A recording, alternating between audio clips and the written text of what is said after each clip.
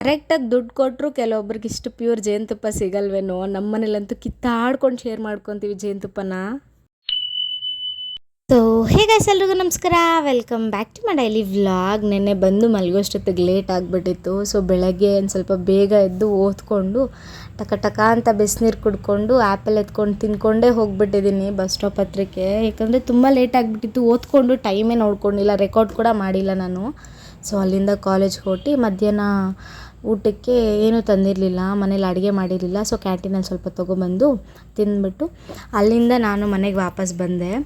Also ನಿಮ್ಗೆ ಇನ್ನೊಂದು ವಿಷಯ ಹೇಳಬೇಕು. ಈ ನಡುವೆ ನೈಟ್ ಪೋಸ್ಟ್ ಮಾಡೋಕ್ಕಾಗ್ತಿಲ್ಲ, ಸರ್ವರ್ ಇಶ್ಯೂನೋ ಇಲ್ಲ ಏನೋ ಅರ್ಥ ಆಗ್ತಿಲ್ಲ, ಏನೋ ಒಂದು ಆಗ್ತಿದೆ. ಸೊ ಮಾರ್ನಿಂಗೇ ಮಾಡಿಬಿಡೋಣ, ಯಾಕಂದರೆ ನೈಟದ್ದು ಕೂಡ ನಾನು ನೀಟಾಗಿ ರೆಕಾರ್ಡ್ ಮಾಡಿ ಹಾಕ್ಬೋದು. ನಾನು ಮಧ್ಯಾಹ್ನ ಸಂಜೆವರೆಗೂ ಅಷ್ಟೇ ಹಾಕೋದು, 6 ಮೇಲೆ ನಾನೇನು ರೆಕಾರ್ಡ್ ಮಾಡಿ ಹಾಕೋಕ್ಕಾಗಲ್ಲ.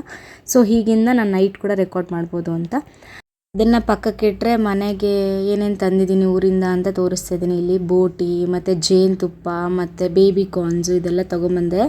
ಜೇನುತುಪ್ಪ ಕತೆ ಏನು ಅಂತಂದರೆ, ನಾನು ಅದರದ್ದು ವೀಡಿಯೋ ರೆಕಾರ್ಡ್ ಮಾಡೋಕ್ಕೆ ನನ್ನ ಹತ್ರ ಸ್ಟೋರೇಜ್ ಇರಲಿಲ್ಲ. ಈ ನಡುವೆ ಸ್ಟೋರೇಜ್ ಪ್ರಾಬ್ಲಮ್ ಬಂದುಬಿಟ್ಟಿದೆ. ನನ್ನ ಹಸ್ಬೆಂಡ್ ಫುಲ್ಲಿ ಅವ್ರು ರೆಕಾರ್ಡ್ ಮಾಡಿದ್ದಾರೆ, ಬಟ್ ಅದು ನನಗೆ ಗೊತ್ತಿಲ್ಲ. ನಾನು ನಿನ್ನೆ ನೈಟ್ ನೋಡಿದೆ. ಸೊ ಆದ್ದರಿಂದ ಅದನ್ನು ಕ್ಲಿಪ್ಸ್ ಆ್ಯಡ್ ಮಾಡ್ತಿದ್ದೀನಿ ಇಲ್ಲಿ. ಊರಲ್ಲಿ ನಮಗೆ ಮೇಯ್ನ್ ಜೇನುತುಪ್ಪ, ಮಾವಿನಕಾಯಿ ಎಲ್ಲದಕ್ಕೂ ಇವರೇ ಮಾಸ್ಟರ್ ಅಂತ ಹೇಳ್ಬೋದು. ಎಲ್ಲದನ್ನು ಕಿತ್ಕೊಬಂದು ನಮಗೆ ಕೊಡ್ತಾರೆ. ಅಷ್ಟು ಎಫರ್ಟ್ಸ್ ಹಾಕಿ ಮಾಡ್ತಾರೆ. ಬಿಕಾಸ್ ಜೇನುಹುಳ ತುಂಬ ಹಾರ್ಷಾಗಿ ಕಚ್ಚುತ್ತೆ, ಬಟ್ ಅವ್ರಿಗೆ ಅಭ್ಯಾಸ ಆಗಿಬಿಟ್ಟಿದೆ.